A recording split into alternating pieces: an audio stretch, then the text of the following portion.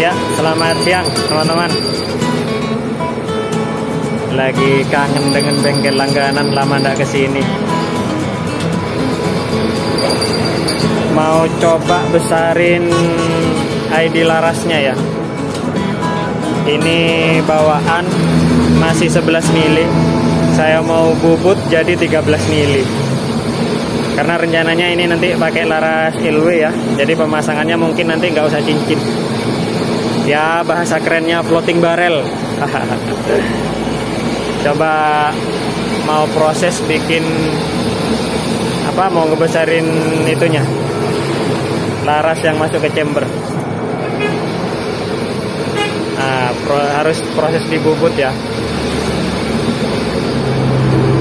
Oke, itu masih bikin as batangan untuk nanti masuk ke sininya. Soalnya ini kan center terhadap lubangnya ya. Nah, kira-kira itu seperti itu nanti.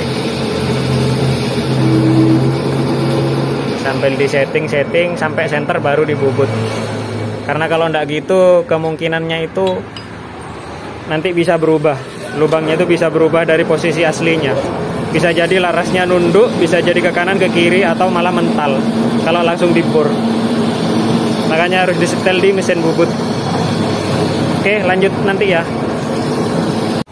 Nah, ini teman-teman lanjutannya ya. Jadi tadi as yang kita bikin dibubut, masuk di bagian tusuknya ya, di tusuknya, terus bagian depannya kita bubut. Harapannya sih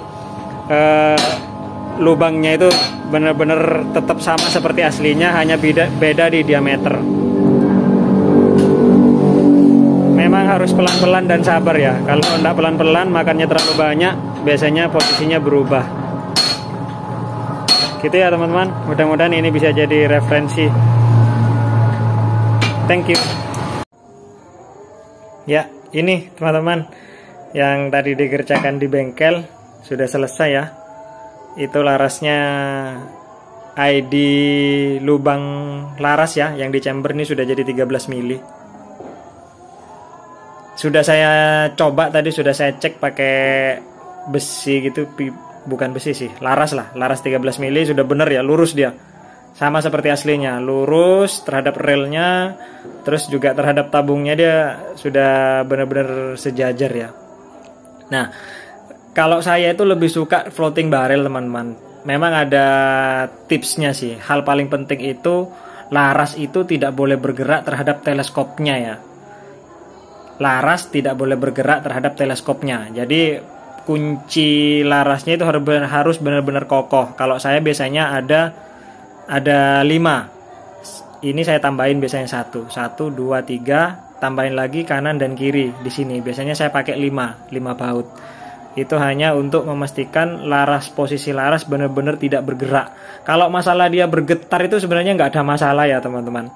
Karena kalau kita mau melihat senjata api itu getarannya itu malah sampai begini-begini. Tapi kejadiannya kan getaran terjadi itu setelah pelurunya keluar. Nah gitu ya.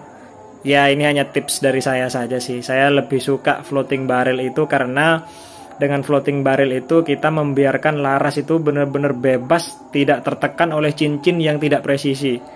Penggunaan cincin itu sebenarnya kalau menurut saya bukan memperbaiki akurasi atau akurasi yang jadi bagus karena tidak bergetar, enggak sih kalau menurut saya. Karena pada kenyataannya laras tanpa cincin hampir semua yang saya pakai itu nggak pernah ada masalah dengan akurasi.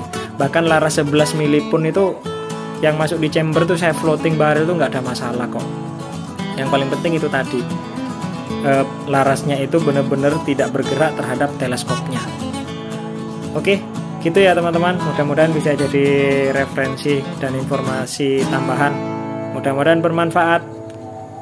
Thank you.